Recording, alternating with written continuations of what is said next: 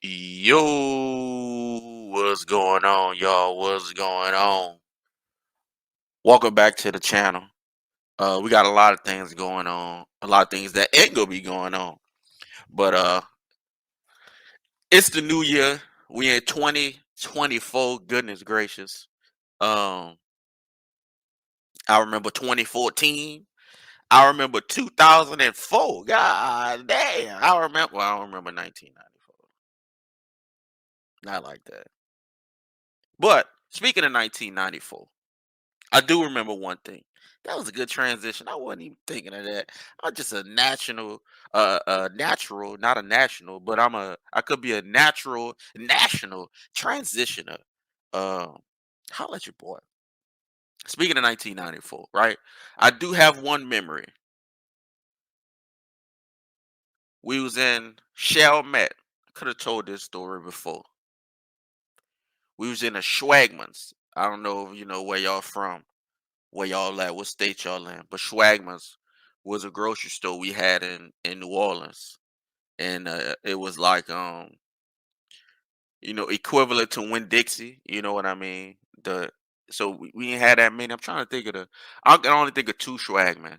We had a Schwagman off of I think that was is that Louisa? It's right there by the bridge when you go into the projects in the night wall. Is that it's not Almanaster. Is that Louisa? But y'all know where if you from New Orleans, you know where I'm talking about. It's right there from the bridge. It's in between the Chef Bridge and the I think that's Louisa. The Claiborne. It could be that ain't Claiborne. Is that Louisa? Whatever it is. It was a Schwagman right there. Last time I checked, it still ain't nothing. That motherfucker ain't been nothing but a Schwagman. That Schwagman closed in like '96. That's for we gonna go. That's New Orleans infrastructure for you, right? So of course I stay in Texas now, right? I stay in Houston to be specific, and you could tell about progression in a city. You can really tell about when a city is about their business and when businesses is about the city. First of all, if you from New Orleans, you can remember specific buildings that was abandoned for like 10, 20 years. Imagine, bruh, if you from Houston, if you from any major city, imagine a huge building, a huge piece of real estate. I'm slacking my hands. I hope y'all hear it because I'm so riled up.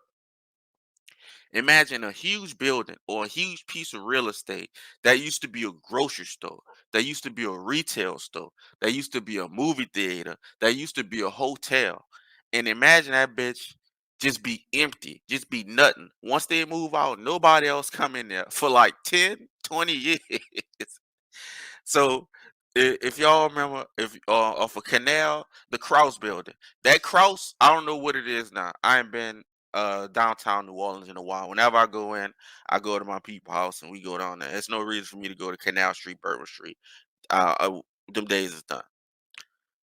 The Kraus building was abandoned, I feel like 25 years. If y'all remember the Joy, I don't know if it's still a Joy again, but the Joy was abandoned for a long ass time. That building that's on Canal across from the Popeyes, it was a Woolworth. That Woolworth was abandoned for buku long. If you think of the hotel, remember the hotel they knocked down?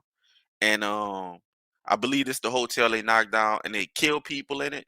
Construction workers died in it and they just left them there. That's just New Orleans. Todd Trice from the city government. They just left these people there. They didn't go in the rubble try to retrieve their bodies for their family. They just left them there. That's the hotel, whatever that hotel is by the bridge. That shit was there forever, abandoned. This Schwagman, nobody ever got that bitch back.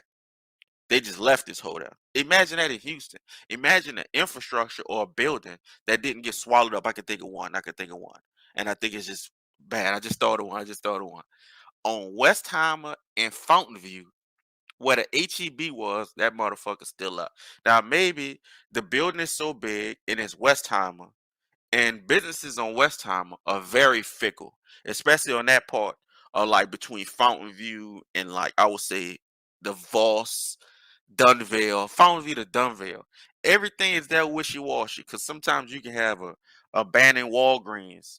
Like for instance, this HEB. What HEB did is they moved back. They moved back 2 blocks into the actual part of the neighborhood. They're not on on West Time, one of the busiest streets in Houston.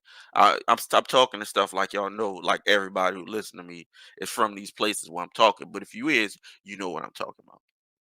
They moved the HEB, a huge grocery store. They moved it 2 blocks back. And I swear that HEB ain't been replaced yet. Maybe it's just bad business. Maybe it's just on that street. And it's it's ways to get in. The parking looks comfortable. Maybe it's too big of a building. Anyway, 1994, we in Chalmette. This could be 95. I'm pretty sure it's 94. Me and my older cousin and my auntie and my uncle, we out there all the way in Chalmette. Chalmette's way is outside of New Orleans, right? But we didn't have, like, for instance, when I was growing up, we didn't have Walmart like that. We had like one Walmart, and the one Walmart was all the way in Chalmette. I think we maybe had two, but it's like 45 minutes outside the city. Imagine having to go to Walmart on some farm town shit 40 minutes away. You know what I mean? That's what we had to do back in the day. Um, Back when people actually wanted to go to CC's Pizza, when people was like, "Oh shit, a buffet pizza place." We was going crazy. Like, man, we can get buffet pizza. I was losing my mind. That shit was 45 minutes out the city. So this Schwagman in particular, we out there. And this back in the day, I didn't know I didn't know the candy. You know that they got the candy aisles. I didn't know the candy you have to pay for it because I'm a kid. I'm a young kid who pays for candy by the pound. Like, knowing that that I'm older, I'm like, damn, y'all could have bought me some candy by the pound. The shit ain't expensive, man. Candy by the pound. Shit like $6. You can put a five and a one together and get a nigga a pound full of candy. We'd have been gravy. But I didn't know that you have to pay for candy. So I used to, whenever I go in the grocery store, I used to eat the candy I used to give me a butterscotch and a little strawberry candy. Y'all know the strawberry with the strawberry wrapper. I used to get the strawberry candy, and I used to get a butterscotch candy because I like butterscotch. Word is original. I'm that type of nigga. I'm real old school. I'm old now, but I'm still real old school. Man, Al Green listening nigga. Um, so we in there, and it's this machine, and I'll never forget the machine is by the produce. It's kind of where you walking in, so we kind of see the machine.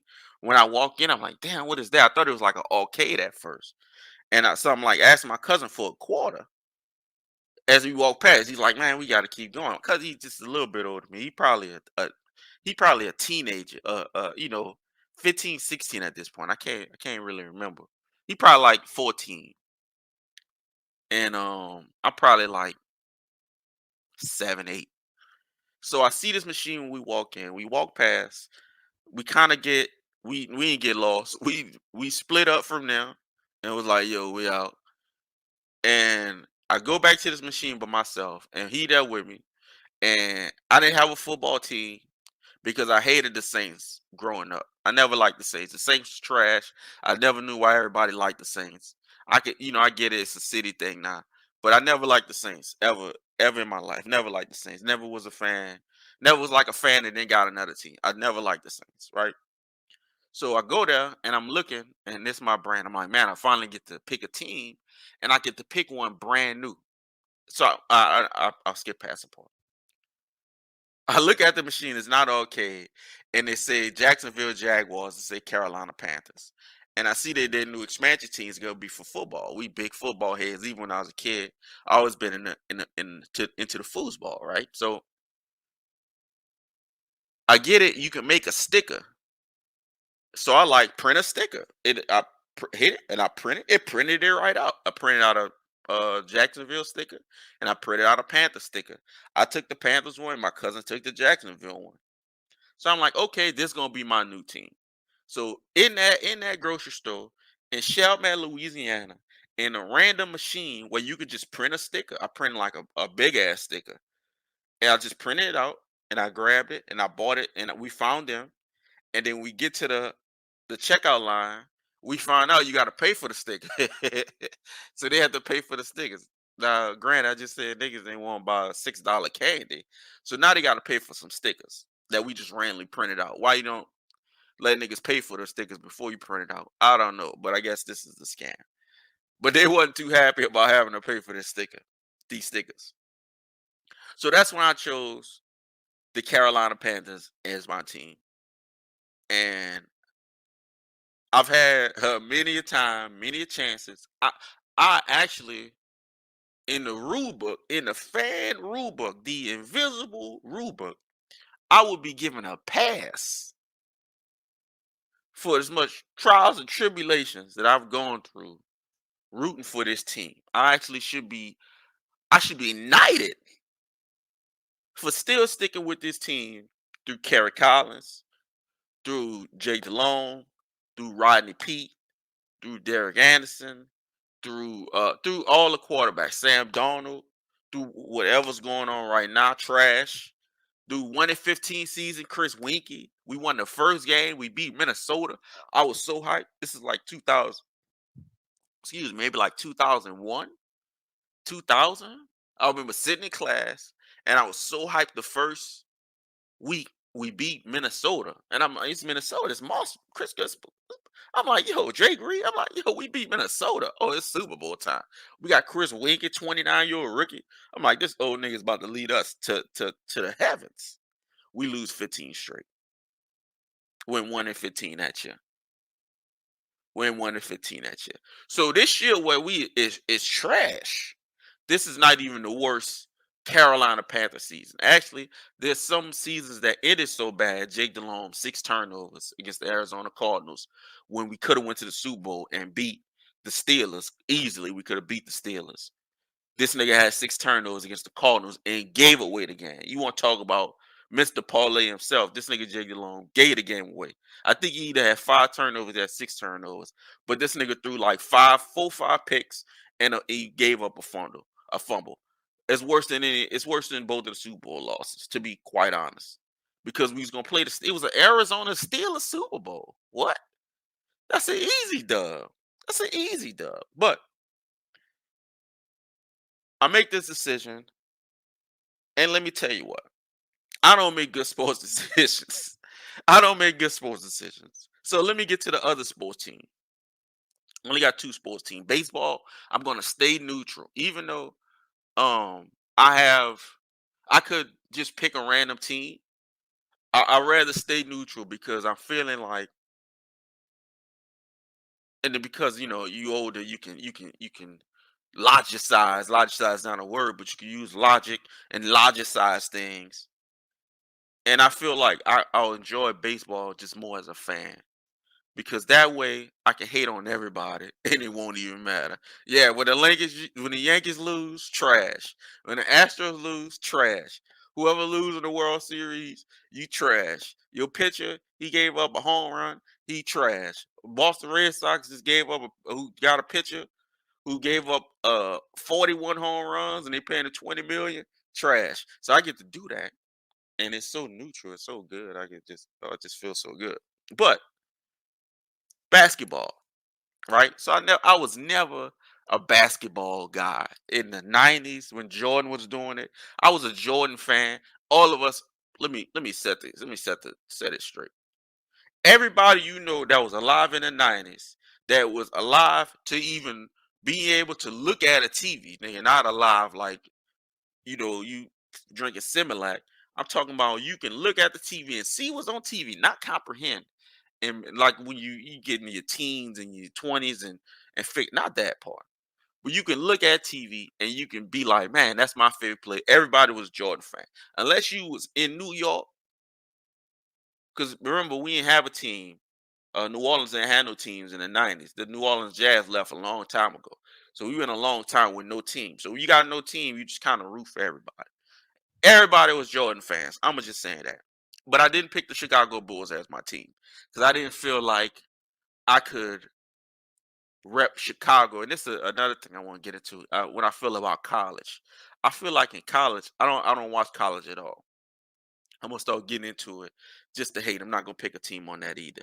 But I feel like in college sports, if that ain't your hometown team or your home state team, or you ain't go there, you can't root. You can't be from Texas and be a Duke fan. I just don't get that. I don't know. Of course, you can be that. I just don't get that. Why are you a Duke fan? Why they way up there? Most people don't even know what state Duke is in. They way up there.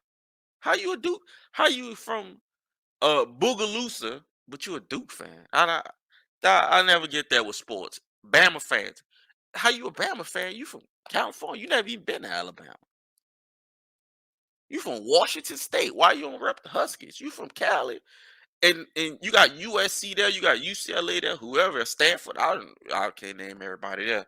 You repping Bama? You would never go to Bama. You seen how Bama look? Get off that. But so in the 90s, I didn't have a team. And I didn't watch basketball, I just watched Jordan.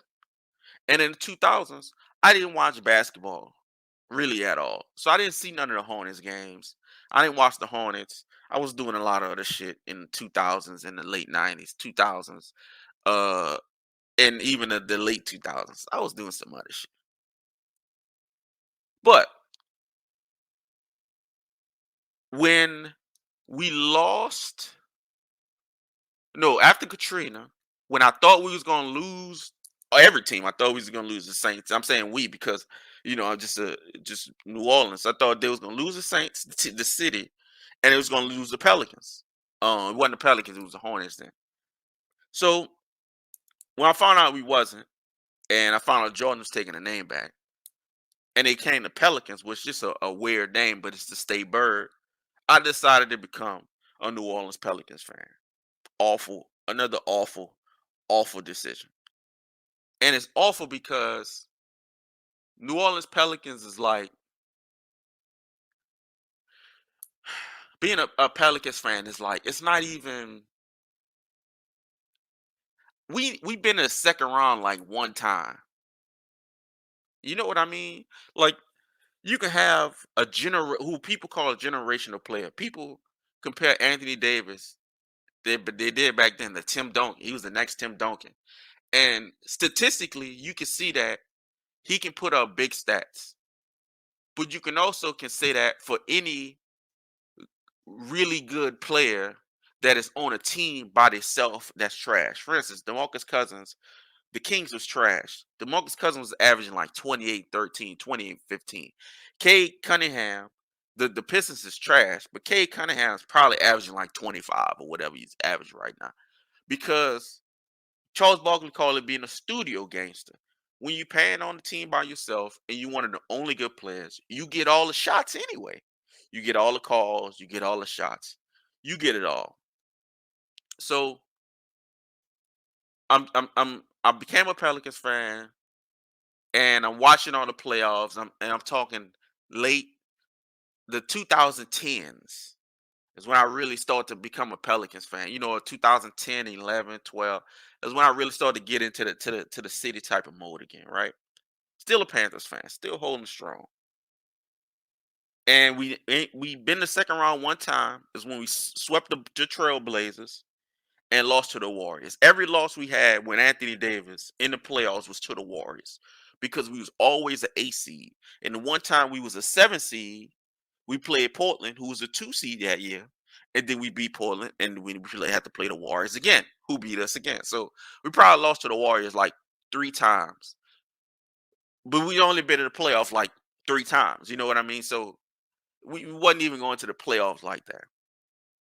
AD leave, we get Hope, we get the number one pick, and we get Zion Williamson. And I made plenty of videos about just the disappointment of the team again for the last maybe 4 or 5 years because again we're at that point where we're not even going to the playoffs, and when we go, we lose to Phoenix. Took Phoenix to 6. It was a very competitive playoffs, but we didn't even have our best player.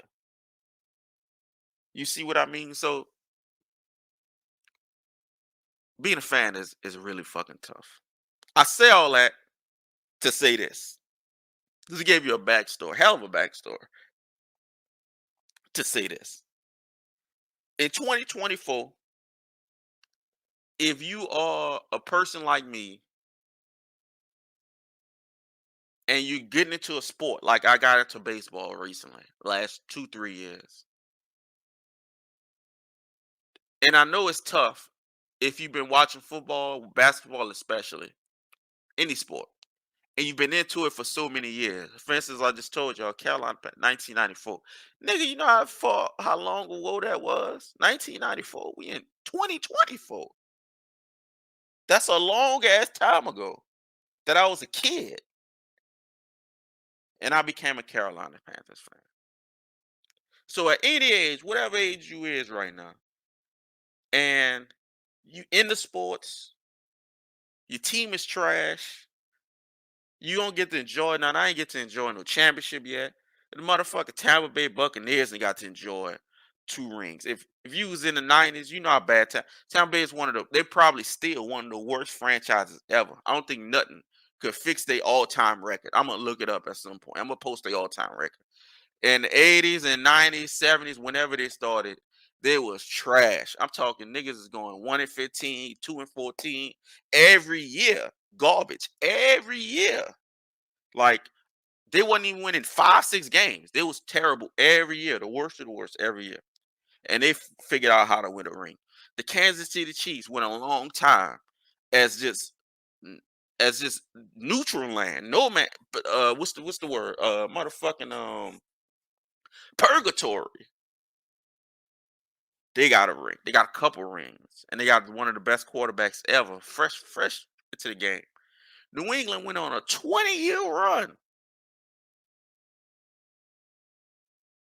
Dallas ain't win one in about 25 years, but at least they got one in like 1995. What I'm saying is don't become a fan. If you can comfortably in your headspace get out of fandom, do it. If you watching a sport, you watching something, and you thinking about picking a team, don't fucking do it. Enjoy the game for what it is. If you got a football team and you want to switch teams, don't do it. Just don't have a fucking team at all. Throw all the paraphernalia away. Throw the hats away. Throw the if you got a folder, if you're a Falcon fan, after the 28-3 thing, you should have burned everything anyway. Throw it all away. Burn it. Because it's a lot of time, it's a lot of energy, it's a lot of money, and it don't mean shit. Thank y'all for watching or listening. I'm gonna put this up on YouTube, podcast, whatever. Don't become a fan. Be smart. You know, I'm enjoying baseball so much right now. Baseball is my favorite sport last 2, 3 years because I just get to turn on a game and be like, you know what? I don't even have a problem with them. You think I'm gonna turn on the Falcons game? You think I'm gonna watch the Falcons? Hell no. You think I'm gonna sit there and watch a Saints game? Hell no. You think I'm gonna watch a Buccaneers game? Hell no. Think I'm gonna watch a Cowboys game? Think I'm gonna watch a Patriots game? No. I hate them to the core. I watch the Lakers to lose. I actively, bruh. This is gonna sound crazy.